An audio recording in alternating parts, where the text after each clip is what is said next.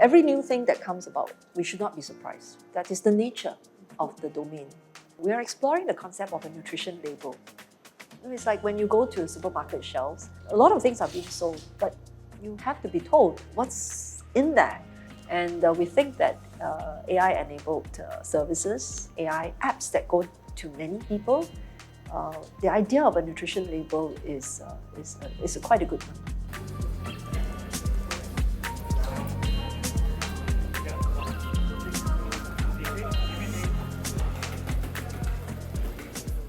Prime Minister had, at the launch of Smart Nation 2.0, talked about the three key aspects of our vision. One is that we see Smart Nation as being integral, being very core to how we grow Singapore. So the growth aspect is very important. But equally important is how we can preserve trust in our society. So the trust aspect of the digital domain is also of equal priority. Thirdly, we want to stay as a nation, as a people together. The digital economy size is a good indicator. There is no internationally accepted measure, so we had to develop our own measure. And according to our own measure, it has grown, and it is now about 18.6% of the economy in GDP terms. Now, what is 18.6% of the digital economy? What does that mean? It makes it on par with manufacturing, makes it on par with financial services. What we would like to see is AI benefits percolating to many companies, uplifting many companies and uplifting many people. So that is the goal. The way we think about the vision for the AI landscape in Singapore is nice to have the skyscrapers, but important to have the vibrant neighborhoods and make sure that the AI heartland is well taken care of. So that is why the National AI Council that PM chairs not only looks after the national AI missions as well as the Champions of AI program, it also supervises the National AI Impact Program.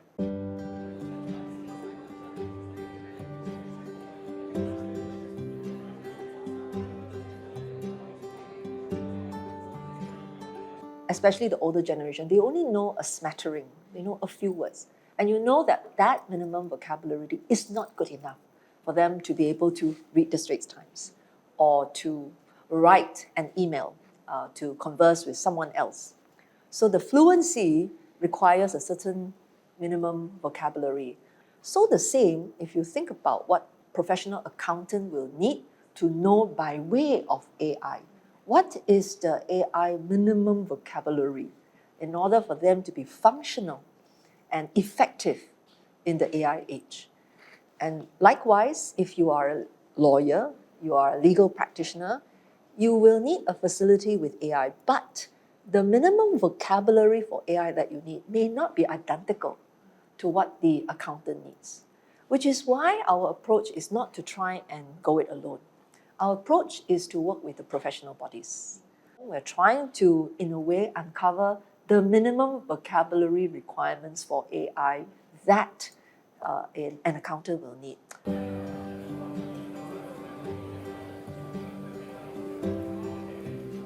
When I was, first time visiting IKEA store, I remember there was one particular display that was quite intriguing. I think they showed this big sofa, and then they had this contraption that was banging away at the sofa. And the idea was that IKEA was trying to tell me that it's safe to use because this sofa is not going to collapse on you. We will need to get to a point where there is assurance that tools that can be used by enterprises have a certain label that says that it's been tested and it's not going to end up causing you to suffer harms of this nature or that nature. So for enterprises, I think we are also at this phase of discovery.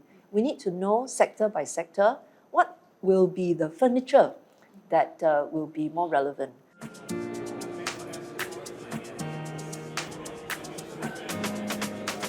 The idea that entry-level staff are no longer useful and needed is also being challenged. I have, for example, spoken with very senior people, even for software engineering. And they tell me something quite interesting. They say that it is true that the AI agent may be able to help you to get quite a bit of the work done quickly. But there is a new bottleneck.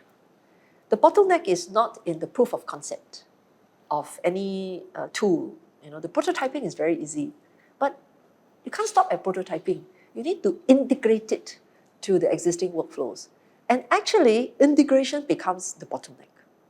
So until organizations find ways of dealing with the new bottleneck, the flow-through of the impact is not there, and so the feared consequence that suddenly all these software engineers, nothing to do, is also not materialized.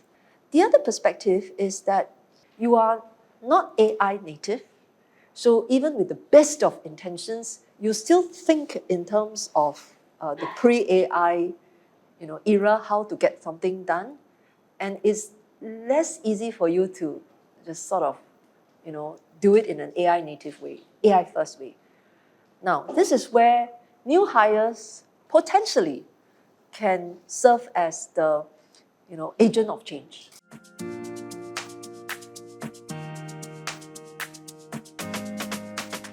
The parents have to deal with many responsibilities. They also have to deal with a world that surrounds their children that they themselves did not quite grow up in.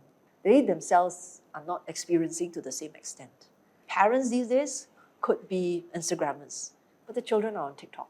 So it's not an identical service. So how do they understand the world of TikTok that their children inhabit, and how do they give correct guidance? So this idea of digital parenting, helping parents know more about what safety habits they should cultivate, and also helping the parents to exercise parental controls on different platforms. That is a practical way in which we can support them. What we attempted to do when we introduced a code of practice for designated social media services was that first it has to be a live code. We never had the expectation that the code is done once and for all. It's just not going to happen in the digital domain. Every time we put out something, we are very conscious of the fact that the day we put it out, it's already a little outdated. That's just how fast the digital domain works. So our whole ethos is that keep improving it. Don't assume that it's done. Age assurance is something that we will definitely do. We've talked about it. And it's part of the enhancements of the online safety regulations. There are also enhancements to safety features that we'd like to see. In the first iteration of the code, we focus mainly on content. But we know that individuals, when they go onto social media, it's not just inappropriate content. Especially for children, it's not just inappropriate content. Too much sex, too much violence. That's one part of the concern. But there are also other features that are concerning. For example, the features of direct messaging.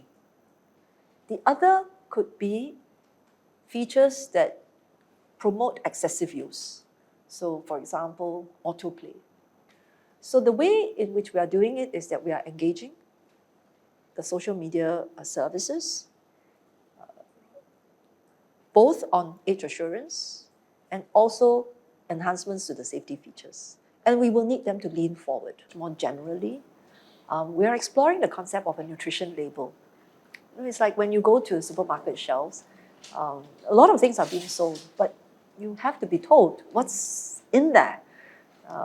And particularly for medication, what it can be used for and what it should not be used for. And we think that AI-enabled services, AI apps that go to many people, the idea of a nutrition label is quite a good one. And so we are actively exploring how it's possible to do that.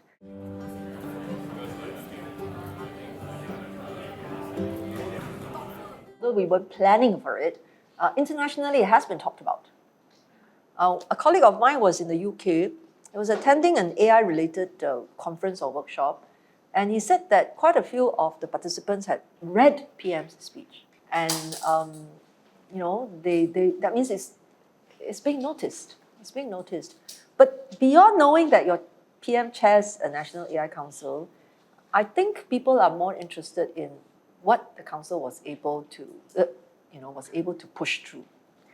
There will be a lot of interest. Were you able to really help so many enterprises and so many professionals acquire these AI relevant skills? And conceptually, how did you think of it, and how did you implement it? So being thoughtful about how we introduce regulations, how we introduce guardrails, I think is still the Singapore approach.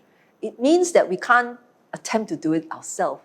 It means that we must talk to our colleagues internationally, the latest thinking, and because the field is still so nascent and is evolving very quickly, almost on every topic there will be opposing voices.